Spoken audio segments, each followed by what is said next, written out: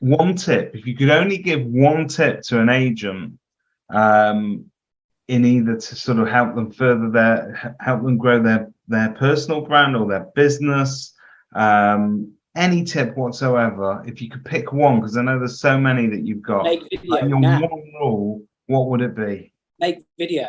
Put themselves on video consistently. Yeah, put yourself on video consistently so that you can be engaging with your market. And you speak to a lot of agents, so in terms of, and there are several, I think it's probably fair to say in this day and age, and I'm talking about a week where we're in between our next couple of prime ministers, several chancellors, the markets have been going woohoo, and we're all trying to sort of work out where we stand. What do you think is the sort of number one challenge affecting estate agents at the moment? I think it's transitioning from traditional estate agency into a more digital first market. So thinking lot more seriously about mass market communication, and engaging with people before they need you. Okay.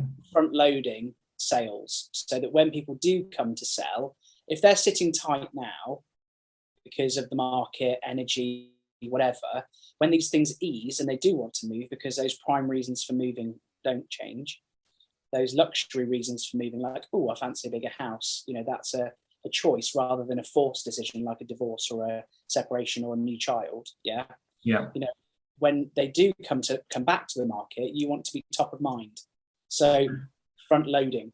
And that journey though, are you saying that should start on somebody's website? Is it something that you put on your social media? Where it should be cross partisan, it should be cross channel. So you need to be thinking more logically about and more seriously about putting your face to your brand. People buy from people, that hasn't shifted. And effectively leveraging every digital shop front that you have to encourage people to buy from you, not just today, but tomorrow and in 5 years and in 10 years' time. The problem you've got is that, COVID particularly highlighted the fact that just because your shop's closed doesn't mean you're closed. Your digital offering, your digital presence and your brand is available to people 24 hours a day, but what message are they getting from you?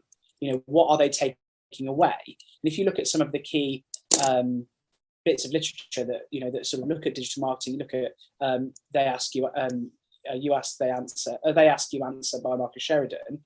He's looking at the entirety of your website. Don't just focus on your homepage, focus on every aspect. If someone's going to spend significant amounts of money with you, or what is perceived to them as to be a reasonable sum, i.e., £1,000 plus, if they're going to spend that with you, they're going to want to make damn sure that they're not throwing £1,000 against the wall.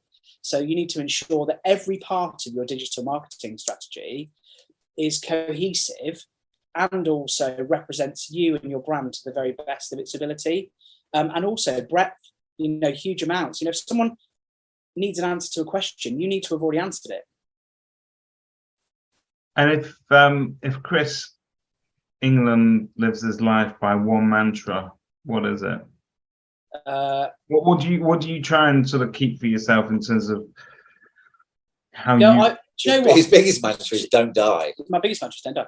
Don't die, and phone Chris Watkin. Yeah. Phone Chris Watkin in the morning to see what he's wearing so we don't clash. Do you know what I think it is? And I think it works across every business, and I think it works across everything we do as a business. It's go above and beyond for client. I think go above and beyond for client, whether that's in the service you're delivering for someone. It's one of our corporate values, actually. Go above and beyond for clients. So whether that's day-to-day stuff, that's, that you're actually physically delivering for client, or before they even become a client, what are you doing to make yourself the most attractive proposition for them when they do need your service?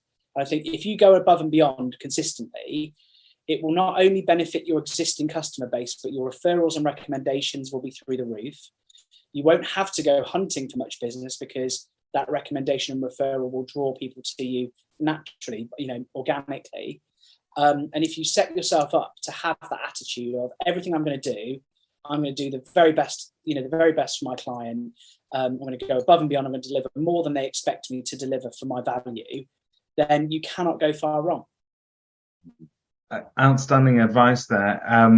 When you touched on corporate values there, you said you've got some corporate values. When you talk to estate agents, and I know your neighbour there, Chris Watkin, will speak to many more agents than I do, possibly. But the one thing that shocks me sometimes is the fact that they have an idea of what they stand for in their head and what their business stands for. They hope that their website sort of communicates that to the public and their branding.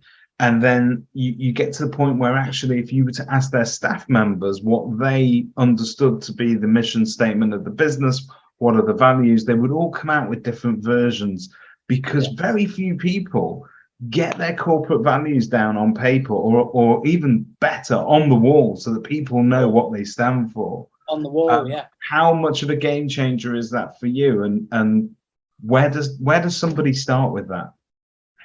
I think you have to establish what they are first. Team meeting, ask your team, because hopefully you've employed them because they share the same core values as you. Because like John Paul says, it's better to have a hole in your business than an arsehole, because if they're not in with the culture, if they're toxic around the workplace, then one bad apple and all that upsets the apple cart. But yeah, get them agreed. I mean, like Chris and I talk all the time, and we got them agreed, and we were probably maybe a year ago, it was similar to what you said. We had them in our head. Yeah. We knew them because we'd done them from day dot, but did Jodie and Pete and Nick and everybody else knew. So we agreed them, printed them out, and now they're on the wall. I did a scale up program because we're obviously looking to continually improve our business and to scale us up, to continue to be an outstanding supplier within the UK property industry, but also to grow our business and our team and everything else.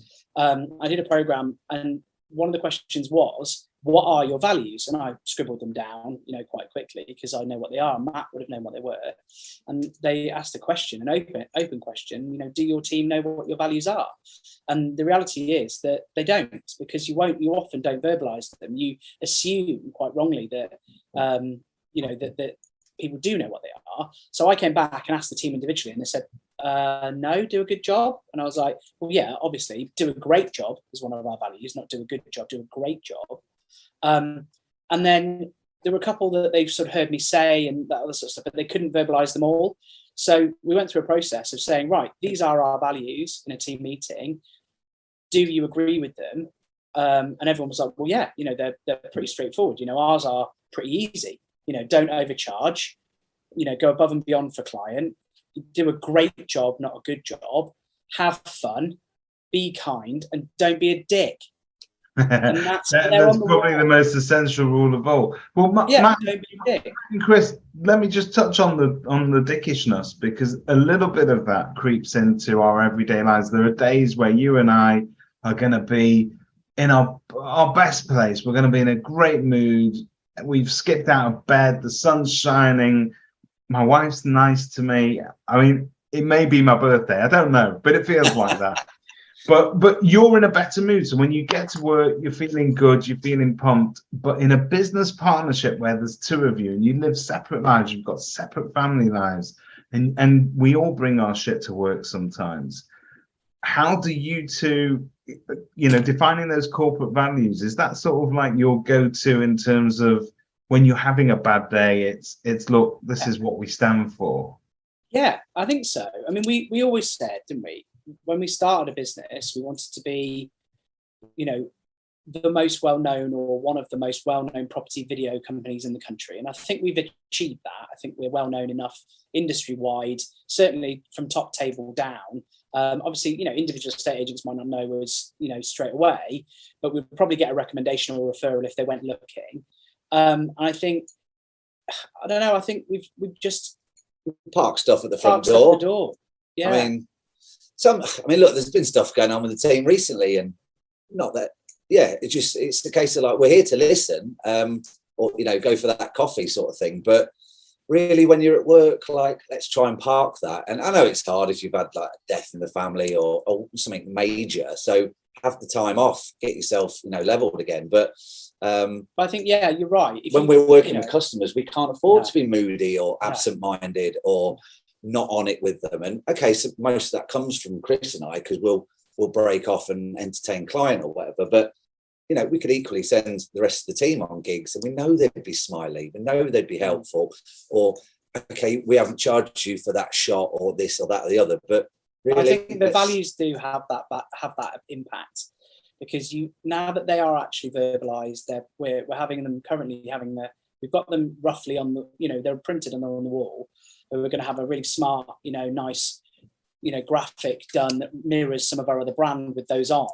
By a designer. I think if you can just, even looking at them and just sort of thinking, cool, I know what our corporate values are, I know what we stand for as a business. If I am having a bad day, I just need to think to myself, right, okay, well, I still need to do a great job for client. I still need to go above and beyond for our client. I still need to try and have fun. I still need to try to be kind to my colleagues, and I still need to try and, just not be a dick. You can have a quiet day in the office, we'll leave you alone, but let us know what's going on and we can make plans. Well, now you know why these two are our key influencers. Thank you very much for talking.